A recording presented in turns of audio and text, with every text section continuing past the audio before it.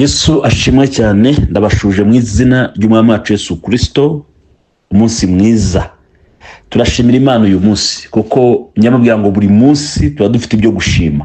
Nubwo Imana iba dufite ibindi tuyisaba cyangwa tuyikeneyeho, ariko hari ibindi byinshi tuba dukwiriye gushima kubw'ubuzima iduha, kubwa buri kimwe cyose mugenzi. Imana iba yakoze imirimo n'ibitangaza. Imana ya Isiraheli ihabwa icyubahiro.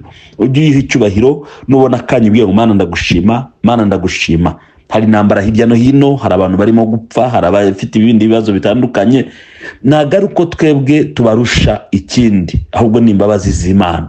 So rero ujye ubwira Imana ngo Mana ndagushimye mu izina ryawe. Rero ndabashuje mu izina rya Yesu. Ni Bishop Karema John. Umutsima w'uyu munsi, Malaki ibice 3 umurongo wa 6. Kuko jyewe Uwiteka ntabwo mpinduka, nicyo gituma abahungu ba Yakobo batamarwaho. Amen. Yesu ashimwe cyane. Uyu murongo uravuze ngo jyewe Uwiteka, bivuze ngo Uwiteka arivuga ngo kuko jyewe Uwiteka ni urimo kwivuga. Ntabwo ari abantu nasaba abahanuzi bamuvuga, ntabwo ari abavuga tumwe bamuvuga, niwe wivuga ngo jyewe Uwiteka ndahinduka, nicyo gituma abahungu ba Yakobo batamarwaho. Bivuze ngo hariho byinshi byo kubamara, hariho byinshi byo kubagirira nabi, hari abanzi benshi babakikije, hari amahanga menshi abakikije, hari amakosa menshi bakora kuko ari abantu. Ariko kuko Uwiteka adahinduka ntabwo bamarwaho. Kubera icyo utamarwaho, kubera icyo ukiriho, nuko Uwiteka Imana wizeye idahinduka. Dore imiterere y'Uwiteka. Imana ntabwo ijya ihinduka mu miterere yayo. Niyo mpamvu umwanditsi w'Abaheburayo yavuze ngo uko yarari kera niko ari, n'uyu munsi niko ari, n'ejo niko azaba ari, niko uzamusanga. Na generation izakurikiraho nyuma yacu izasanga Uwiteka adahinduka, kuko mu miterere ye ni Imana idahinduka mu izina rya Yesu. Mu mikorere ye ntabwo Imana ihinduka. Ngo uyu munsi binaniwe yakoze cyane, ngo ejo ibe yananiwe, ntabwo ihinduka. Mu mivugire y'Imana ntabwo Imana ihinduka. Ngo uyu munsi ivuga ikintu, ejo igindi rivuga ikindi. Ni Imana idahinduka. Mu isezerano isezeranya abantu bayo, ni Imana idahinduka. Niyo mpamvu irikurikirana ingoma n'ingoma ikarisohoza. Niyo mpamvu nyuma y'imyaka 400 ikura abantu mu maboko y'abandi, ikabakura mu baretwa, ikabinjira mu cyo yavuze. Niyo mpamvu nyuma y'imyaka 25 isanga Abraham afite imyaka 100 akabyara Isaka. Nuko Imana itagihinduka ku isezerano ryayo. Rero Imana niyo yo kwizerwa kuko idahinduka. Muri iyi si cyangwa muri ubu buzima nta kindi kintu gihari kidahinduka kiretse Uwiteka Imana. Ubuzima bwacu burahinduka. Umuntu uyu munsi akaba afite ubuzima buzima, ejo wamusanga ugasanga bwamuhindutse. Ubuzima umubiri ari uwe, ubugingo ari ubwe, ariko bikamuhinduka akageza ku rwego yumva ashaka kubwiyambura. Hari ibihugu bimwe na bimwe nabonye mu makuru bifite amategeko yemerera umuntu ko kubera ubuzima kumuhinduka yisabira ubwe ko abaganga bamusinziriza burundu bakamumukuraho. Bivuze ngo ubuzima bujya buhinduka umuntu, umubiri mwiza, usa neza, utoshye neza, ugaburira neza, usiga neza, ukoresha siporo neza, uvuza neza, ushyiraho buri kimwe cyawe cyose, ujya uguhinduka. Umuntu akumva yawiyambura, akumva yawujugunya adafite ahantu awujugunya. Ariko Mana yanjye, hari igihe wigeze kumuryohera, wigeze kumunezeza, wigeze kumuryoshya, ariko ageze igihe ukamuhinduka. Kuko ibintu byose biri muri iyi si birahinduka, cyetse Uwiteka Imana gusa. Abantu barahinduka. Abantu bo ni ibintu bisanzwe. Abantu barahinduka. Ejo bakakomera amashyi, ejo bundi bakaguhinduka. Uretse nanjye nawe n'umwana w'Imana baramuhindutse. Yinjiye mu murwa bakoma amashyi ngo Mesiya yaraje, hahirwa uje mu izina ryawe. Bukeye baba aribo bivugira n'akanwa kabo ngo nabambwe. Baribo bisabira Herode ngo abambure igisambo cyabazengereje cy'ikigome cy'icyicanyi, baraba babambe Kristo.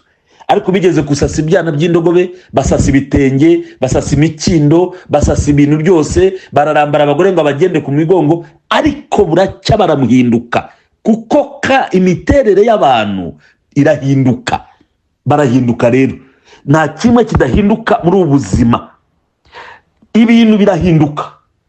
Umuntu afite ibintu byiza cyane by'igiciro bidasanzwe bigashira, bigahinduka, agasigara adafite n'aharambika umusaya, kandi hari igihe yari afite ibintu. Niyo mpamvu nta kintu na kimwe dukwiriye gutunga kitari Kristo cyadutera ubwibone bwo kumva ko dukomeye. N'ikirere ubwacyo kirahinduka. Iyi season y'umwaka nikigusha imvura, utaha imvura ikagwa.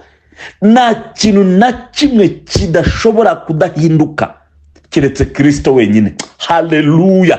Niyo mpamvu buri kintu cyose wiringiye cyangwa wizeye nikizatuma ubuzima bwawe bwishyira hejuru, keretse Uwiteka gusa wizeye, kuko buri kintu cyose wizeye kirahinduka.